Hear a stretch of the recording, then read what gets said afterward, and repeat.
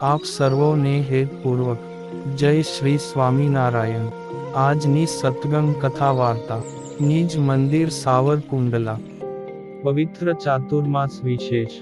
આજની સત્સંગ કથા વાર્તામાં આપણે ઉત્સવ કથા અંતર્ગત ઉપાસ્ય ઈષ્ટદેવ ભગવાન શ્રી હરિએ તુલસી વિવાહ ઉત્સવ ના કરેલા નિર્ણયની વાર્તા સાંભળશું।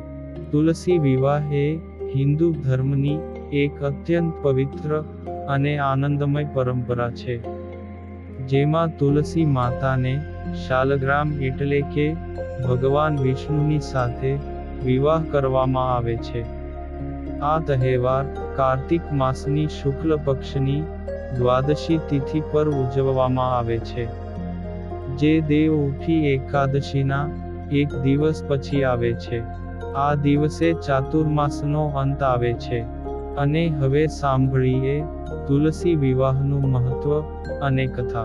તુલસી વિવાહનું મહત્વ અત્યંત ઊંડું છે। તુલસીને લક્ષ્મીજીનું સ્વરૂપ માનવામાં આવે છે, અને તેની પૂજા ઘરમાં ધન, અનાજ અને સમૃદ્ધિ લાવે છે। આ વિવાહથી લગ્નમાં વિઘ્નો દૂર થાય છે, દંપતીમાં પ્રેમ અને સ્થિરતા આવે છે, અને અવિવાહિત છોકરીઓને યોગ્ય જીવન સાથી મળે છે। વૈદિક માન્યતા અનુસારે આ પૂજા કન્યાદાન જેટલું પુણ્ય આપે છે, તથા તમામ દુઃખોને દૂર કરે છે। અને હવે સાંભળીએ આ તહેવારની કથા, જે રાક્ષસ રાજા જલંધર અને તેની પત્ની વૃંદા સાથે જોડાયેલી છે। વૃંદા એટલે કે તુલસીનો અવતાર। તેની નિષ્ઠાથી જલંધર અજેય બન્યો હતો। પછી ભગવાન શ્રી વિષ્ણુએ જલંધરનું સ્વરૂપ ધારણ કરીને વૃંદાને છેતર્યા, પરંતુ વૃંદાએ આ સત્ય જાણ્યા પછી શ્રી વિષ્ણુ ભગવાનને શાલગ્રામ બનવાનો શાપ આપ્યો, ને પછી આત્મદાહ કર્યો, અને તે વૃંદાની રાખમાંથી તુલસી ઉગી આવી। આ કથા ભક્તિ અને પ્રેમનું પ્રતીક છે, જે આજે પણ લોકોને પ્રેરણા આપે છે। અને હવે કોણ હતા એ જાલંધર? તો એક કથા અનુસારે ભગવાન શિવે એક વખત સમુદ્રમાં પોતાનું તેજ રેડ્યું હતું, જેનાથી એક તેજસ્વી બાળક ઉત્પન્ન થયું। આ બાળક પછીથી જાલંધર નામનો એક શક્તિશાળી રાક્ષસ રાજા બન્યો। જાલંધરની રાજધાની જલંધર નગરી હતી, અને તેને રાક્ષસ રાજા કાલનેમીની પુત્રી વૃંદા સાથે લગ્ન કર્યા। જાલંધરની શક્તિ અને ઘમંડને કારણે તેણે દેવી લક્ષ્મીને મેળવવા માટે દેવો સાથે યુદ્ધ કર્યું, પરંતુ તે સમુદ્રમાંથી જન્મ્યો હોવાથી લક્ષ્મીજીએ તેને પોતાના ભાઈ તરીકે સ્વીકાર્યો। ત્યારબાદ તેણે દેવી પાર્વતીને મેળવવાનો પ્રયાસ કર્યો, જેના કારણે ભગવાન શિવ સાથે યુદ્ધ થયું, પરંતુ વૃંદાની તેના પતિ પ્રત્યેની ભક્તિ એ જ જાલંધર માટે શક્તિનો સ્ત્રોત હતો, એટલે દેવતાઓ પણ તેને હરાવી શકતા ન હતા। પછી દેવતાઓની વિનંતીથી ભગવાન શ્રી વિષ્ણુએ જાલંધરને મારવાની યોજના બનાવી, અને વૃંદા સમક્ષ જાલંધરના રૂપે હાજર થયા।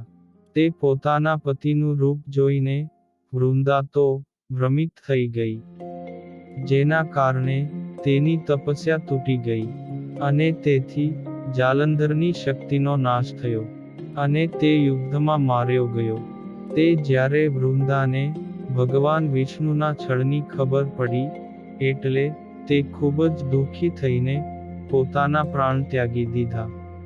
તેમના તપ, ભક્તિ અને પતિવ્રતાની શક્તિના કારણે ત્યાં ધરતી ઉપર એક દિવ્ય છોડ ઉત્પન્ન થયો, અને આ છોડ જ પવિત્ર તુલસીના રૂપમાં ઓળખાયો।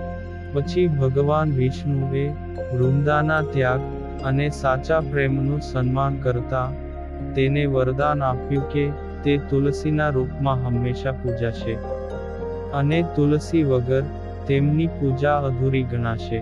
તે પોતાની આ પ્રતિજ્ઞાને નિભાવવા માટે ભગવાન શ્રી વિષ્ણુએ શાલિગ્રામ સ્વરૂપમાં તુલસી સાથે લગ્ન કરવાનો સંકલ્પ લીધો ને ત્યારથી જ દર વર્ષે કારતક શુક્લ એકાદશી બાદ તુલસી વિવાહનો પવિત્ર પર્વ મનાવવામાં આવે છે.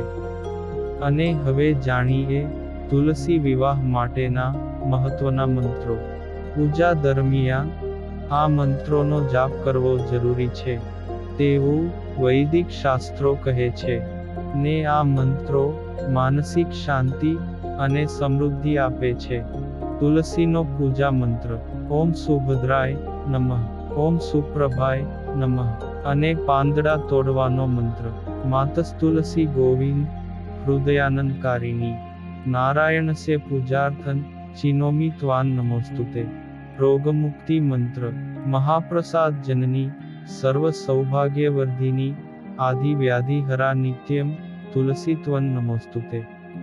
તુલસીનો સ્તુતિ મંત્ર: દેવી ત્વન નિર્મિતા પૂર્વમ રચિતાસી મુનીશ્વરૈ નમો નમસ્તે તુલસી પાપમ હર હરિપ્રિયે. વૃંદા તુલસી દેવીના જાપ માટેનો મંત્ર: વૃંદાયૈ તુલસી દેવ્યૈ પ્રિયાયૈ કેશવસ્ય ચ વિષ્ણુ ભક્તિપ્રદે દેવી સત્યવત્યૈ નમો નમઃ. આ મંત્રો 108 વખત જપવાથી વિશેષ ફળ અને શક્તિ મળે છે. આ તુલસી વિવાહ માત્ર એક રીતિ નથી, પરંતુ ભક્તિ, પ્રેમ અને પર્યાવરણીય જાગૃતિનું પ્રતીક છે. તુલસીની પૂજા દ્વારા આપણે પ્રકૃતિ અને દિવ્યતાને સમર્પિત થઈએ છીએ. અને હવે જાણો ભગવાન શ્રી સ્વામિનારાયણના મત અનુસારે તુલસી વિવાહનું મહાત્મ્ય. પ્રભુ શ્રી હરિ કહે છે કે, હે પુત્રો, એટલે કે આદિ આચાર્ય શ્રી અયોધ્યા પ્રસાદજી મહારાજ અને રઘુવીરજી મહારાજ કાર્તિક માસની સુદ બારસના સાયંકાળે વ્યાપ્તિ હોય તે જ તુલસી વિવાહના ઉત્સવમાં ગ્રહણ કરવી. આ બારસના દિવસે શ્રી કૃષ્ણ ભગવાનને કસુંબી રંગથી રંગેલા વસ્ત્રથી મસ્તક ઉપર પાઘ બંધાવવી ને મનોહર અનેક પ્રકારના પુષ્પોના તોરા અને મોતીઓના તોરા ધારણ કરાવવા. સુવર્ણના તારથી ભરેલા લાલ રંગનું અંગરખું પણ શ્રી કૃષ્ણ ભગવાનને ધારણ કરાવવું. તેમજ લક્ષ્મીજીને તો સોનેરી રંગની સાડી ધારણ કરાવવી. નૈવેદ્યમાં બિરંજ વિશેષપણે ધરવો. પછી સાયંકાળે શોભાયમાન એવા મંડપની મધ્યે શ્રી વિષ્ણુ ભગવાન અને તુલસીની પૂજા કરવી. ત્યારબાદ શાલિગ્રામ અથવા શ્રી કૃષ્ણની પ્રતિમા તથા તુલસી દેવીની ગાયોના ધણ ગામમાં પધારે ને ખરીથી રજ ઉડતી હોય તે સમયે ષોડશોપચારથી પૂજા કરવી. પછી પીળું વસ્ત્ર, કંઠસૂત્ર, નથડી, હળદર અને કુમકુમાદિક તુલસીજીને અર્પણ કરવા. તે સમયે નવા ઉત્પન્ન થયેલા શેરડીના સાંઠાએ સહિત ફળો અર્પણ કરવા ને નૈવેદ્યમાં પતાસા અને ખાજા વિશેષપણે અર્પણ કરવા.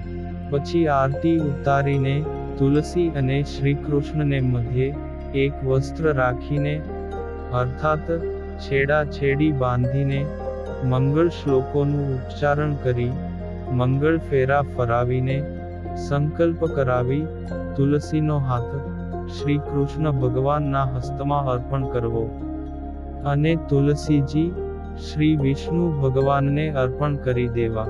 આ બારસના તુલસી વિવાહમાં બ્રાહ્મણોને જમાડીને પછી પોતાની શક્તિ પ્રમાણે દાન અર્પણ કરવા.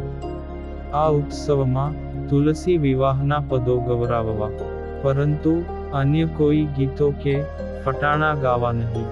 આમ આજે તુલસી વિવાહ નિમિત્તે તેના મહત્વની વાતો સાંભળી અને હવે પછીની કથા વાર્તા આપણે આગળના ભાગમાં સાંભળશું. અત્યારે આપ સર્વોને ભાવથી જય શ્રી સ્વામિનારાયણ.